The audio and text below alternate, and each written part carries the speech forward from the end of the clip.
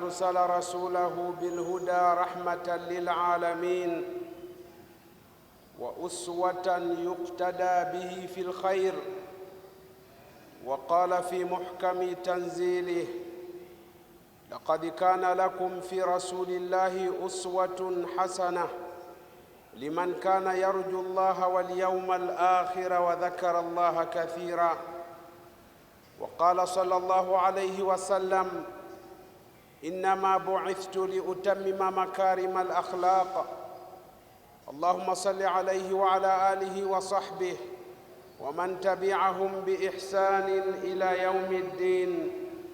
أما بعد، فاتقوا الله تعالى أيها الأحبة في الله، وتأسوا بحسن سيرة نبيكم تفلحوا في الدارين.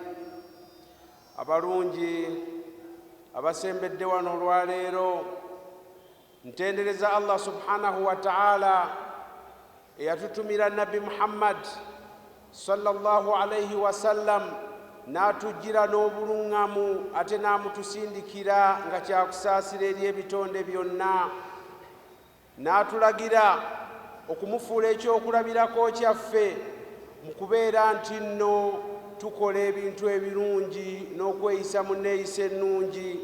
N'atugamba mu Qur'ani mu suratul Ahzab aya 21 n'agamba nti laqad kana lakum fi rasulillahi uswatun hasana, nti mulina ekyokulabirako ekirungi mu mubaka wa Allah subhanahu wa ta'ala.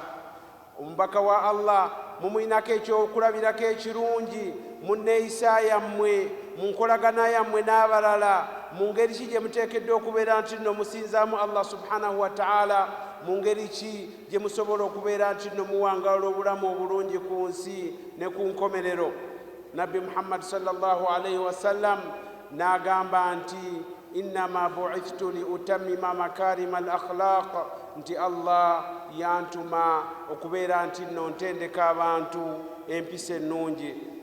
Ay Allah sokusaasirako ku nabbi waffe Muhammad sallallahu alayhi wa sallam ne ku mikwano gye ne ku banneebe na buli yenna yamugoberera mu bufu okukola emirimu emirungi ila yaumiddin. Allahumma amin. Oluvannyuma lw'ebyo mbalamira okutya Allah subhanahu wa ta'ala n'okwekwata ku nkola ya mukama waffe Nabbi Muhammad sallallahu alayhi wa sallam mu nsinza entuufu, mu nneeyisa ennungi, mukola emirimu emirungi mmwe kennyini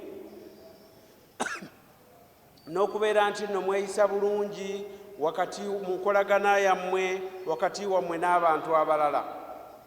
Abalungi abasembedde wano olwaleero, tuli mu mbeera enzibu, eggwanga nga liri mu bunkenke obw'okubeera nti nno abantu ab'emitima emivundu abatalina kisa ku bannaabwe bagenda mu maaso n'okubeera nti nno beetaba mu bikolwa ebikyamu ebibuza ku bantu emirembe, ebiteeka mu bantu okutya, ebifiiriza abantu eby'obugagga bwabwe n'obulamu bwabwe okutwaliza awamu,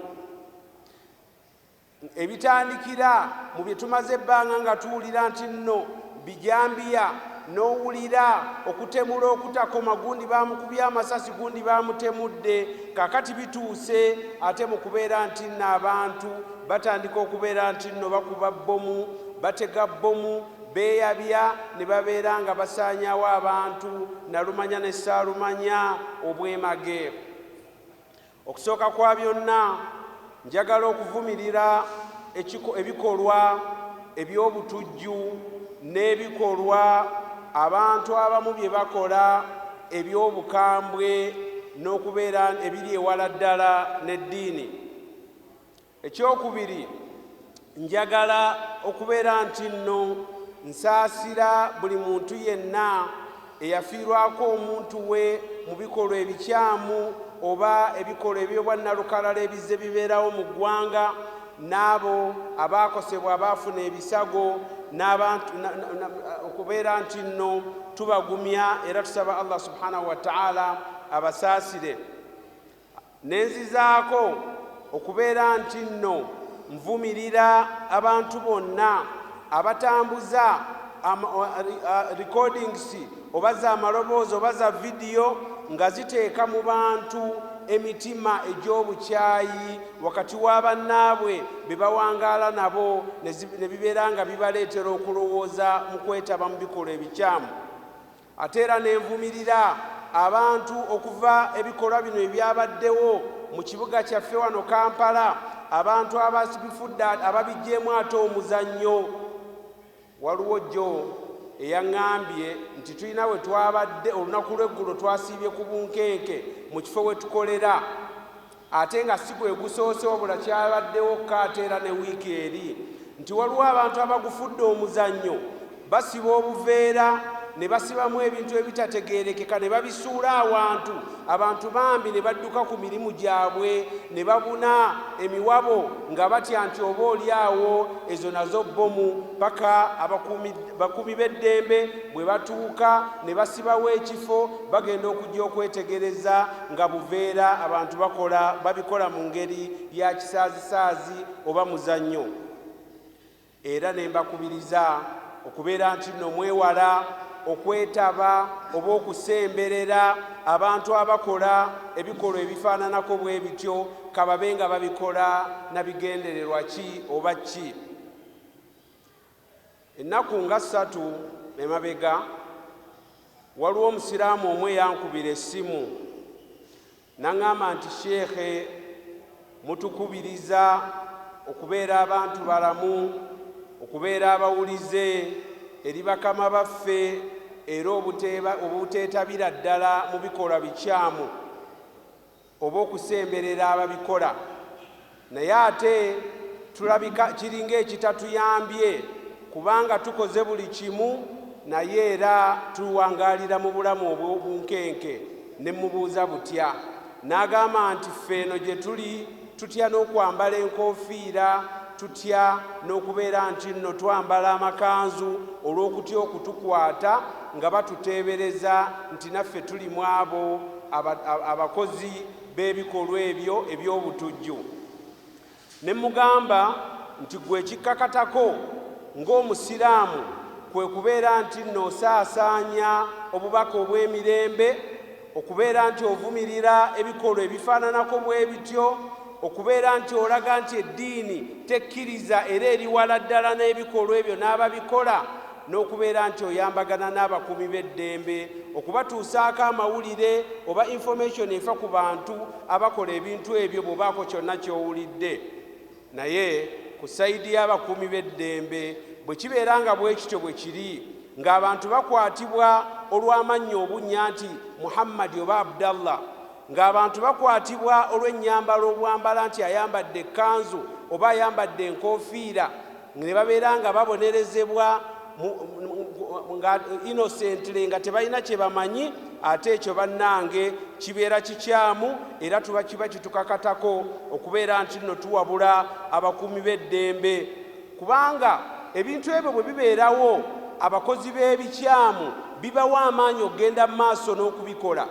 Agamba nti bwe mbeera nga nze nakikoze ne bakwata mugundi olw'okuba yabadde ayambadde ekkanzu, bwe mbeera nga nakikoze ne bakwata mugundi olw'okubeera nga yabadde ayambadde enkoofiira, ekitegeeza akakasiza ddala nti tasobola kutuukibwako, ne kibeera nga kimuwa okugenda mu maaso n'okukola ebikyamu.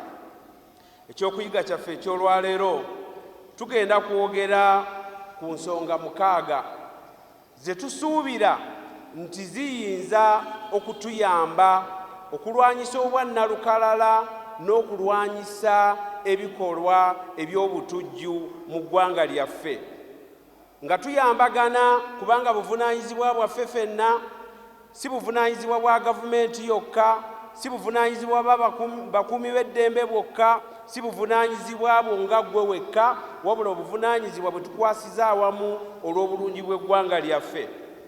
Ensonga 6 ze mbagambye, esooka kwe kubeera nti nno tetuteeka bikolwa bya bwannalukalala ku ddiini nga ddiini, newankubadde ng'omuntu yenna akwatibbwa mu kikolwa alina eddiini gy'akkiririzaamu, tekisaanira kubeera nti nno ekikolwa kidda ku ddiini olw'ensonga zino wammanga. ekisooka eddiini omuntu tosobola kumanya ddiini ye lwa linnya lye. Waliwo abantu ffe twali tuwangaddeko n'abantu ng'oli bamuyita John Umaru, n'osanga omulala nga ye Abubakar Francis, n'osanga omulala nga Eliasa Nelson, nga ge mannya ge. Ogenda kwawula nti oyo wa ddiini ki? Ensi ezimu nga Lebanon oba Egypt ojja kusangayo omuntu ng'erinnya lye lya Kiwarabu oba lya Kisiraamu ku ntegeera yaffe wano, ye Shaabani, ye Ahmad, ye Abdallah, naye nga si Musiraamu, wabula ye ng'alitwala nga bunnya. Kale bwe tubeera nga tusobola okulowooza olw'okuba waliwo akikoze ekikolwa ng'alina erinnya erifaananako bwe lityo, tekisaanira kubeera nti nno tubunya ne tugamba nti ekitegeeza buli alina erinnya erimufaanana alabika alina endowooza y'emu n'ebikolwa bye bimu. Ekyokubiri, tulina okumanya nti abakozi b'ebikolwa ebyo ebikyamu tebalina ddiini, tebalina mukwano. Basobya ne ku muntu yennyini aba abayambye oba abakoledde ekirungi. Kambawo ekyafaayo ku mulembe gwa Nabbi Muhammad sallallahu alaihi wasallam. Abasajja bajja e Madiina nga bava mu kika kya Uraina, ne balwalira e Madiina, weather tebakwatagana na weather ya Madiina. Naye bwe balwala ne basaba Nabbi Muhammad sallallahu alaihi wasallama okubayamba okufafunira obujjanjabi. Nabbi yalina ekiraalo kye eky'eŋŋamiya zaalinga 15, n'alagira omulaalo we abatwale abawa amata g'eŋŋamiya n'omusolo gw'eŋŋamiya. Allah subhanahu wa ta'ala n'abawonya. Naye emitima emibi egy'obwannalukalala bwe baawona, ekyabanguyira ekyajja ku mitwe gyabwe nti wano waliwo bizinesi. Singa tutta omulaalo ono ne tugenda n'eŋŋamiya zino ewaffe gye twava, tusobola okukola eddwaliro ne tufuna ssente, nga buli ajja okumujjanjaba tumuwa omusolo gw'eŋŋamiya oba tumuwa amata g'eŋŋamiya, ffe ne twefunira ssente, era baakikola. Ne batta omulaalo wa Nabbi sallallahu alaihi wasallam, ne batakoma ku ekyo, ne bamuggyamu n'amaaso. Nabbi sallallahu alaihi wasallama amawulire ne gamutuukako, ne kimunyiiza nnyo, nga be bantu be yali ayambye okujjanjaba ne bwe batyo bye baakola. Kaakati alowooza nti obwannalukalala bwa ddiini, abo baali ba ddiini ki? Waliwo ku mulembe, kambaleete ku byafaayo ebya bulijjo wano we tuli, nti obwannalukalala si ddiini gy'osobola kugamba nti ono wa ddiini gundi oba wa ddiini gundi, wabula bw'ogoberera ebyafaayo ojja kwesanga ng'ebikolwa bino bizze bikolwa abantu ab'enjawulo, ab'enzikiriza ez'enjawulo olw'ebigendererwa byabwe eby'enjawulo. Mulimu asobola okukikola ng'ekigendererwa kye kya byabufuzi, mulimu asobola okukikola ng'ekigendererwa kye kya byanfuna, mulimu asobola okukikola ng'alowooza nti ddiini, oba alowooza nti kimusembeza eri Allah subhanahu wa ta'ala, oba kimusembeza eri Katonda okusinziira ku nzikiriza ye enkyamu. Njagala kubawa ebyafaayo bibiri mubyongere ku byafaayo ebirala bingi bye mumanyi. E Saudi Arabia mu mwaka gwa 1979 abantu abeeyita bannaddiini ab'ekibiina kye baali bagunjizizaawo kye bayita Salafiya bayingira e Makka ne bawamba omuzikiti gw'e Makka n'abasaaze bonna. Abakuumaddembe beetooloola omuzikiti okusobola okubeera nti nno babafulumya mu muzikiti. Okumala ewiikisi 3 nga bawambye omuzikiti gw'e Makka awali Kaaba, ekibula kyaffe ng'Abasiraamu. Naye mu kumaliriza okubakwata okubafulumya baali bassa abantu 234 mu muzikiti, nga n'abalala 451 bagendedde ku bisago. Kaakati abo baali ba ddiini ki? Naye nga bo ku ndowooza yaabwe baali beeyita Basalafiya, nti Basiraamu abalowooza nti abalala eddiini yaabwe entono nnyo basaana kufa. Mu mwaka gwa 2019, kino ate tekiri wala nnyo, kyatambulira ddala ku social media kumpi buli omu n'akimanya. Omusajja omu Australia yali mu ggwanga erya New Zealand n'ategeka bulungi kamera ye okusobola okubeera nti abeera live ku social media, n'agenda ku mizikiti ebiri n'emmundu ye n'akuba abasiraamu amasasi n'abatta.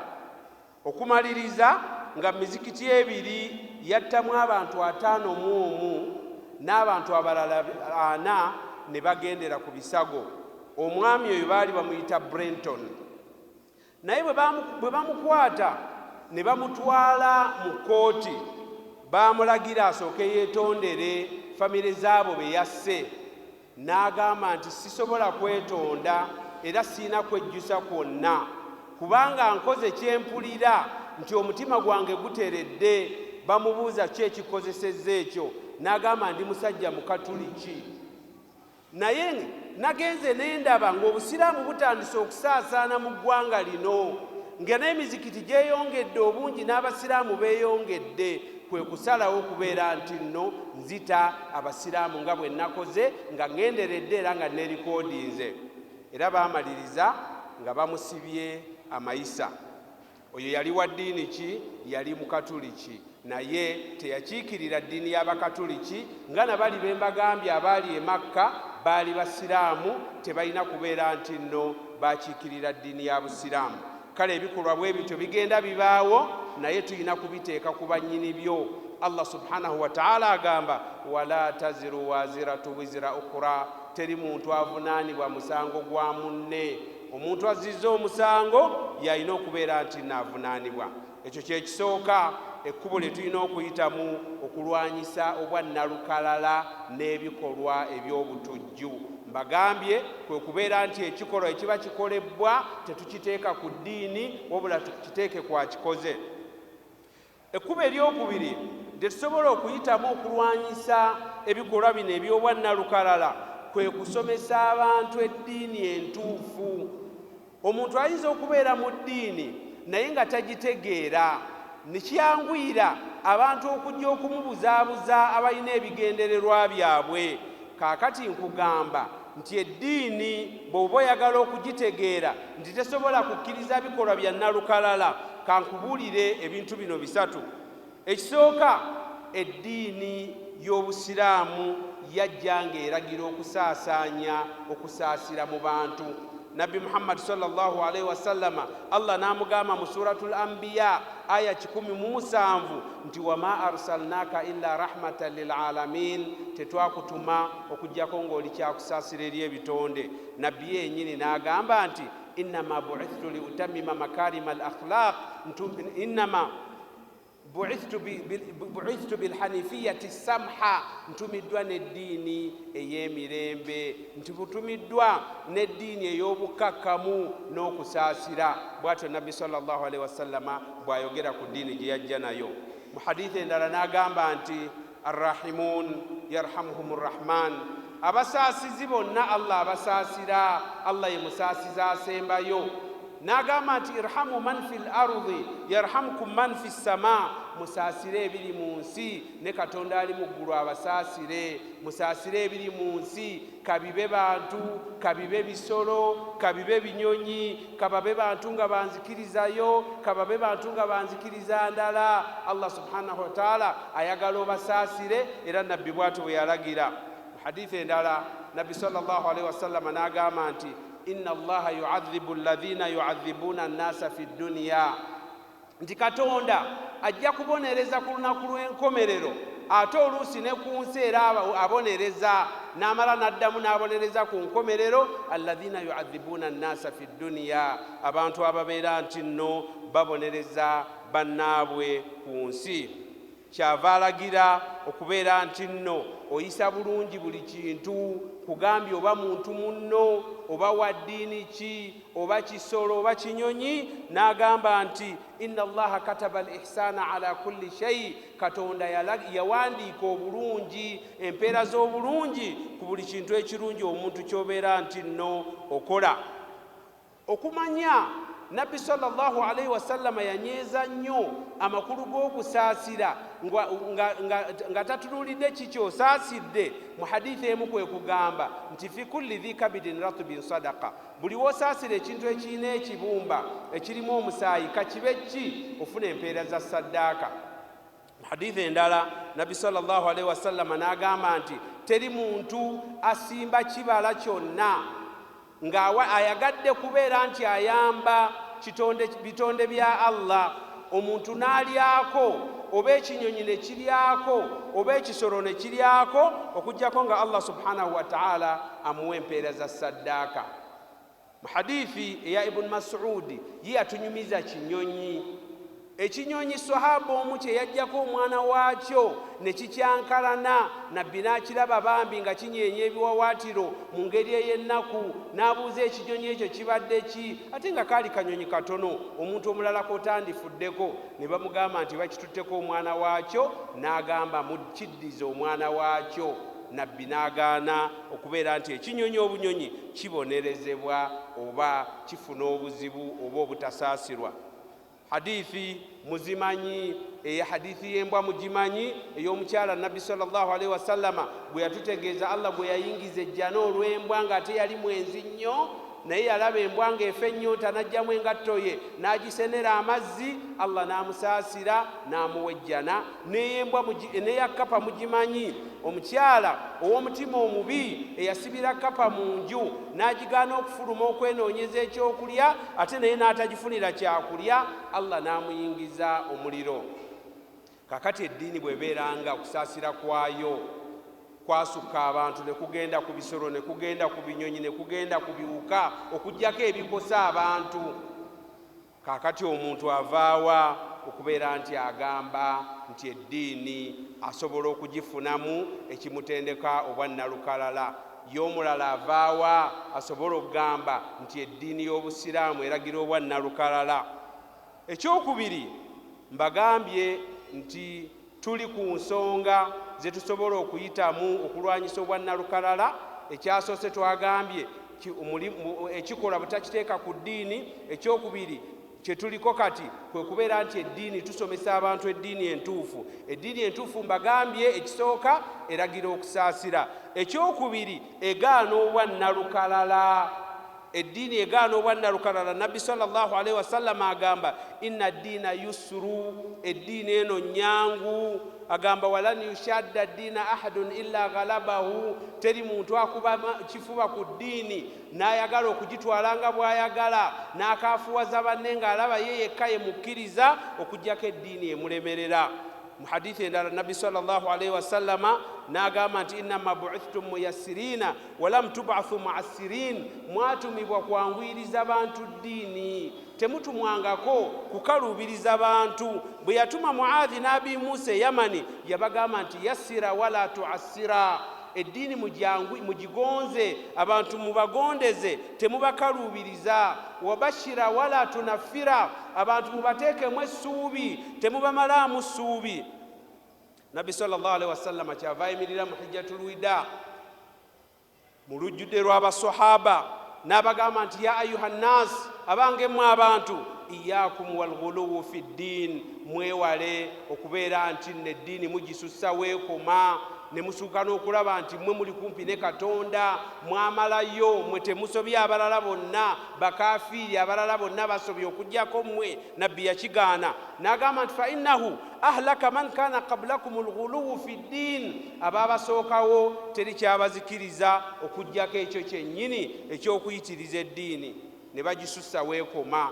Sinza Allah subhanahu wa ta'ala nga bwe yakulagira, nga Nabbi sallallahu alaihi wasallama bwe yakusomesa, naye eddiini togisussa kubeera nti ate ekufuula ekikeme eri banno bewangaala nabo. Ekyokusatu, eddiini eragira enkolagana ennungi n'abantu bewangaala nabo ne bwe babeera nga banzikiriza ndala. Si basiraamu bokka oba banzikiriza kiwabula, eddiini ekulagira okuba omulungi ne banno. Nabbi sallallahu alaihi wasallam kyava agamba nti ahabbu nnaasi ila Allah anfa'uhum linnaas, omuntu Katonda gw'asinga okwagala yasinga okubeera ow'omugaso eri bantu banne nga tayawudde baddiini ki. Allah subhanahu wa ta'ala mu suratul Isra aya ya 5 n'agamba nti wa qul li ibadi yaqulu allati hiya ahsan, abaddu bange bagambe boogere birungi, bobeera ne banneva mu bigambo birungi ebikumaakuma ebikukuumira mu mukwano n'okwagalana n'enkolagana ennungi ne banno, kababe banzikiriza ki? Agamba nti inna shaitaana yanzagu bainahum, shaitaani togiwanga mukisa ogubeera nti ebatabula buli omu atunuulire munne ng'omulabe. Inna shaitaana kaana lil insani aduwa mubiina, shaitaani y'olubeerera mulabe wa muntu eyagala ekukyankalanye ne munno mubeere balabe, mutandike okwetunuulira buli omu ng'alaba munne ng'omulabe we. Shaitaani temugiwanga mukisa. Ekyokusatu ekiyinza otuyamba okulwanyisa obutujju oba obwannalukalala kwe kubeera nti nno tujjukira ekyengera ky'emirembe, tutunuulire emirembe nga kyengera okuva eri Allah subhanahu wa ta'ala. Tetulina ssanyu nga tetulina mirembe mu ggwanga, ate tutunuulire amawanga agaali gabaddeko n'emirembe ne gakyankalana ne gadda emabega emyaka nga 100 n'omusobyo. Allah subhanahu wa ta'ala mu surat Quraish aya ya 3 yagamba nti falyabudu rabba hadha albayt, bwe yali alagira abakuraishi ebyengera bye yabawa ebinene yagamba nti nno basaanye okusinza katonda w'ennyumba eno. Lwaki? Biki bye yabawa ebyenjawulo? Favors yabawa n'agamba nti alladhi at'amahu min ju'in wa amanahu min khawf, katonda oyo eyabawa ekyokulya n'abawonya enjala, katonda oyo eyabawonya okutya. Ekyo kiraga nti omuntu buli wobeera ne security n'obeera mirembe kyengera kinene nnyo okuva eri Allah subhanahu wa ta'ala. Mu suratul Ankabut aya Allah subhanahu wa ta'ala mu aya ya7 n'agamba nti alam yarau anna ja'alna haraman amina wa yatakhatafu an-nasu min hawlihim, mwabatamanyi kyengera kya mirembe. Allah agambye oba omuntu yenna ayinza obutakimanyi oba kigayalirira oba kitwala for granted, Allah yagamba nti tebamanyi tebalaba nti bali mu haramu ng'olwayogera ku Makka ey'emirembe nabateeramu emirembe, wa yatakhatafu an-nasu min hawlihim, naye ng'abantu ababeetoolodde bali mu ddukadduka.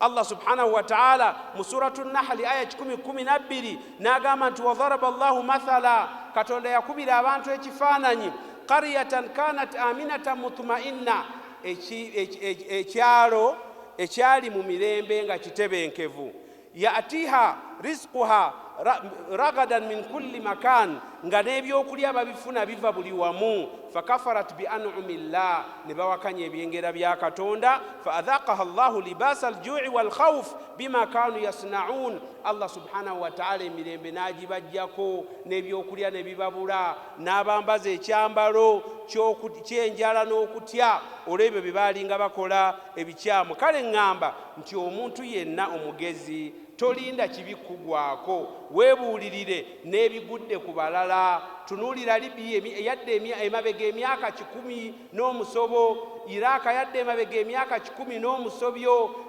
tunuulira Yamani bweri kati, Siriya n'amawanga amalala. Omanye nti emirembe kyengera, oleme kukkiriza kintu kyonna kiyinza kubeera nga kyonoona emirembe gy'eggwanga.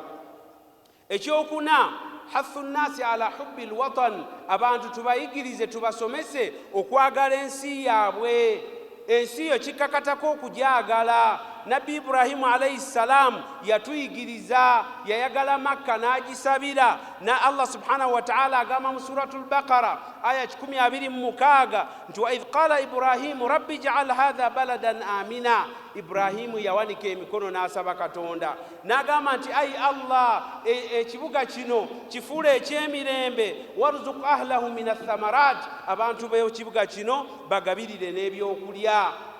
Allah subhanahu wa ta'ala n'ayanukula Nabbi sallallahu alaihi wasallam ayimirira e Madina awanika emikono agamba nti ayi Allah, nkusaba Madina wange ono nange kyekibuga kyange, nkusaba ebirungi. Ibrahimu bye yasabira Makka gwe kubisaamu emirundi 2 ku Madina. Madina kyova olaba kibuga kya mirembe era kirina ebyokulya olubeerera. Nammwe mwagale ensi yammwe mugisabire ate mukolerere eddembe mu ggwanga lyammwe okubeera nti nno libeerawo olubeerera biidhinillahi ta'ala. Ekyokutaano kwe kubeera nti abavubuka tubakubiriza okubeera abakozi n'obutalera ngalo, kubanga mu bizibu bye tusinga okufuna kwe kubeera nti abavubuka bangi babeerawo nga tebaagala kukola. Kakati kyanguyira nnyo abakozi b'ebikyamu okubeera nti nno babakozesa, n'agamba nti ono bwe muwaakakadde ne mugamba genda onkolere kino, lwaki taakikole nga talina kyakulya? Kakati ataagala kukola alabanga afunye ssente ez'amangu n'atatunuulira bunene bwa kintu kye bamutisse. Oluusi basobola omuwa bbomu ng'ekitereke nti twala wali, n'atwala nga tabuuzizza olw'okubeera nti nno talina ye kyakola. Abalala asobola n'okumanya naye olw'okuba teyamanyiira kukola n'agamba nti ate oba nfa kanfe ndaba era ndi bubi. Kale kibi nnyo omuntu okuwangaala nga talina kye yeeguya, ng'agamba nti I have nothing to lose, nze sirina kyenfiirwa. Endowooza eyo ebambi. Tukubirize abavubuka okubeera nti nno bakola, tubatendeke okukola, ate tubayamba okubeera nti nno bakola n'obutanyooma mirimu. Buli mulimu gwonna oguli halaali guba gwa kitiibwa naye guba gutya. Ne bw'obanga gwe boda gy'ovuga, ne bw'obanga wandisindise kigaali, ne bw'oba okoze mulimu ki naye nga gwa halaali ewa Allah subhanahu wa ta'ala, guba gwa kitiibwa. Mu hadithi ya Abu Huraira atunyumiza nga ajja ku nabbi sallallahu alaihi wasallam nga nabbi agamba nti la an yahtatiba ahadukum hazmatan ala dhahrihi khairun min an yas'ala ahadan fayutihi aw yamna'u, nti omuntu okubeera nti nno agenda okukola wadde nku n'agenda mu nsiko n'abeera ng'asennya enku n'azeetikka ku mugongo n'azireeta n'afuna ekyokulya, kyekirungi gy'ali okusinga okubeera nga takola n'adipeninga ku bantu. Leero n'asaba ne bamuwa, olulala n'asaba ne bamumma. Omuntu bw'atyo aba mwangu wa kukozesa kikyamu. Kale tukubirize abaana baffe, tukubirize baganda baffe, tukubirize mikwano gyaffe okubeera nti nno bafaayo okukola, babeere ng'olubeerera bw'omugamba nti genda okole kino, alabira ddala ng'eggwanga bwe lifuna obuzibu ali mu abo abagenda okubeera nti nno bafiirwa. Aqulu ma tasma'un wa astaghfirullaha li wa lakum min kulli dhanbin fastaghfiruhu innahu huwal ghafurur rahim. Alhamdulillahi ala ihsanihi والشكر له على توفيقه وامتنانه. اللهم صل على سيدنا محمد وعلى آله وصحبه وإخوانه. أما بعد أبدوا الله برونجا وسمد دوانو نزرمنا توكتندرز الله سبحانه وتعالى نوكسا بوكسا سرنيمي بيبركو النبي وفي محمد صلى الله عليه وسلم نكمكوانو جيري كوبانيبي نبلينا يا مغوبرera mukukola emirimu emirungi ila yaumiddin.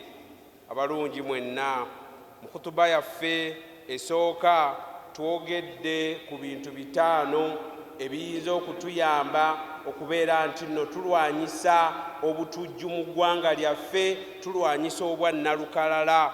Mu kubaddiramu mu bufunze tugambye ekisooka bwe wabeerawo ekibi ekiguddewo twewalenga nnyo okukiteeka ku ddiini yonna, keeba eddiini ki. Ekyokubiri tugambye mutuyigirize abantu eddiini entuufu, eddiini etuyigiriza okukolagana ne bannaffe abalala ne banzikiriza ndala. Allah subhanahu wa ta'ala kyava agamba nti la yanhakumullahu anil ladhina lam yuqatilukum fi ddin, Katonda tabagaana kukolagana ne bannammwe ab'enzikiriza endala abatabalwanyisa mu ddiini. N'agamba nti walam yukhrijukum min diyarikum, tebabawalanangako kubafulumya mayumba gammwe kubagoba kubawaŋŋangusa. Allah tabagaana kukolagana nabo. Batabakkiriza kukolagana nabo beba ababawalana mu ddiini, ababawaŋŋangusa, tebaagala kuwulira nti ono musiraamu bwano waliwo omusiraamu. Kale ekitali ekyo eddiini ekkakasaako nga bwe ŋŋambye mu khutuba esooka okukolagana obulungi ne banno, kababe banzikiriza ki, banzikirizaayo oba banzikiriza ndala, balirwana abo nga tososodde wanzikiriza ki oba wanzikiriza ndala, paka n'ebisolo paka n'ebinyonyi oba ebitonde bya Allah subhanahu wa ta'ala ebirala. Ekyokusatu kyetwogeddeko mu makubo agayinza otuyamba okulwanyisa obutujju n'obwannalukalala kwe kubeera nti nno tujjukira ekyengera ky'emirembe mu ggwanga lyaffe n'okutunuulira amawanga agaabulwa emirembe na biki ebigatuuseeko. Ekyokuna ne tugamba nti tuyigirize abaana baffe okwagala ensi yaabwe n'okugirwanirira okubeera nti nno tegwako kabi konna. Ekyokutaano ne tugamba nti abavubuka tubeere nga tubakubiriza okukola okuyiga okukola bave mu mbeera ya nfiirwaki sirina kyenfiirwa. Mpozi ekisembayo tetufundikira nakyo kutuba yaffe kwe kubeera nti nno tuteekawo omutima ogw'okuyambagana wakati w'abantu ba bulijjo n'abakuumaddembe. Kiba kibi nnyo omuntu wa bulijjo okulowooza nti mukuumaddembe mulabe we oba mukuumi w'eddembe okulowooza nti omuntu owa bulijjo mulabe we. Era buli embeera bw'ebeera bw'etyo okukuuma emirembe kuba kujja kubeera kuzibu. Naye mubeere mu mbeera nga muyina enkolagana n'omukwano gwe information yonna ne bw'eba ntono ku bantu abakyamu eba ya mugaso nnyo eri abakuumi b'eddembe. Olubeerera tuwulire era tukitwale nti okukuuma eddembe mu ggwanga buvunaanyizibwa bwaffe ffenna, si bwa muntu omu, si bwa bakuumi ba ddembe, si bwa gavumenti, wabula bwa ffenna eggwanga lyaffe ffenna litukwatako. Nabbi sallallahu alaihi wasallama nga bw'agamba mu hadithi ya Abi Sa'id al-Khudri n'agamba nti man ra'a minkum munkara falyughayyirhu biyadi, omuntu yenna alaba ekibi asaana okijjawo n'omukono gwe bw'aba alina obusobozi. Bw'oba oli wa security olabye ekibi batujju batezi ba bbomu abatemula bannaabwe, kola ky'olina okukola mu buyinza bwo. Naye fa in lam yastati' fa bilisaanihi, bw'oba tosobola tolina busobozi obwo, kaakati gwe kozesa olulimi lwo, gaba information abatujju baloope, abakozi b'ebikyamu baloope, babeere nga bakangavvulwa, tubeere nga tutaasa eddiini yaffe. Mu hadithi ya Sha'bi atunyumiza ng'ajja ku Nu'man bin Bashir agamba nti Nu'man bin Bashir yalinnya ekituuti n'abuulirira n'agamba nti ya ayuha nnaasu, abange mmwe abantu, khudhu ala aidi sufahaikum, mukwate ababuyabuya bammwe ku mikono, temubakkiriza kukola bikyamu. N'agamba nti fa inni sami'tu rasulallahi sallallahu alaihi wasallam yaqul, nawulira nabbi sallallahu alaihi wasallama ng'agamba nti inna qauman rakibu albahra fi safina faqtasamu, nti abantu baali ku nnyanja nga bali mu lyato ne bagabana ebifo, buli omu n'afuna awawe w'atuula.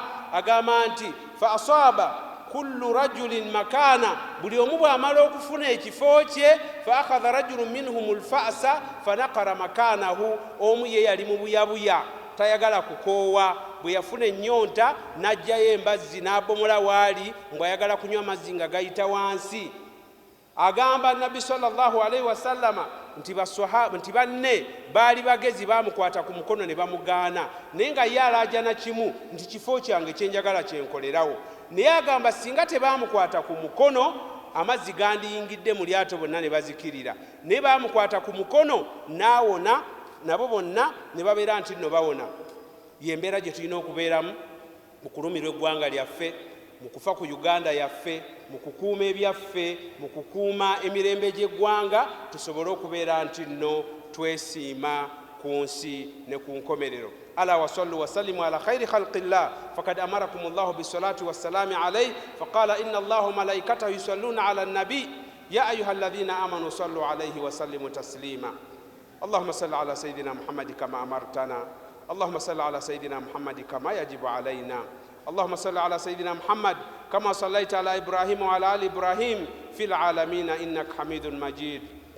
أي الله ويجتيوا ngabo tukunganyiza mu nyumba zo mu bimu ku bifo by'osinga okwagala ku nsi. Ayi Allah tuseeko okusaasirako, ayi Allah ffenna tuseeko okusaasirako, ayi Allah gw'osinga okumanya ebyetaago byaffe, buli omu beera ng'omumalira ekyetaago kye. Ayi Allah abalina amabanja gabamalire, abalina ebizibu byonna gw'osinga okubimanya bibamalire, abalina bye bakusaba ayi Allah beera ng'obaanukula. Ayi Allah ffenna tusonyiwe ebitusobako ng'abantu, otufuule b'oyagala era b'osiima. Ayi Allah tukusaba okuuma eggwanga lyaffe, ayi Allah tukusaba okuuma eggwanga lyaffe lireme kubeera nga ligwamu obutabanguko. ayi Allah oliwe enkulaakulana ey'olubeerera. ayi Allah otuwe okuwangaala obulungi mu ggwanga lyaffe nga tuli mu mirembe n'essanyu n'enkulaakulana. Allahumma hfadhna bihifdhik wakla'na biriayatika wa inayatik. rabbana man aradana bisu'in farudda kaidahu fi nahri واشغله بنفسه يا أرحم الراحمين. اللهم كن لنا معينا في جميع شؤوننا ولا تكلنا إلى أنفسنا ولا إلى أحد خلقك طرفة عين. وصل اللهم على سيدنا محمد وعلى آله وصحبه وسلم. وآخر دعوانا أن الحمد لله رب العالمين. عباد الله إن الله يأمر بالعدل والإحسان وإيتاء ذي القربى وينهى عن الفحشاء والمنكر والبغي يعظكم لعلكم تذكرون. فاذكروا الله العظيم يذكركم واشكروه على نعمه وآلائه يزدكم ولذكر الله أكبر والله يعلم ما تصنعون. فأقم الصلاة.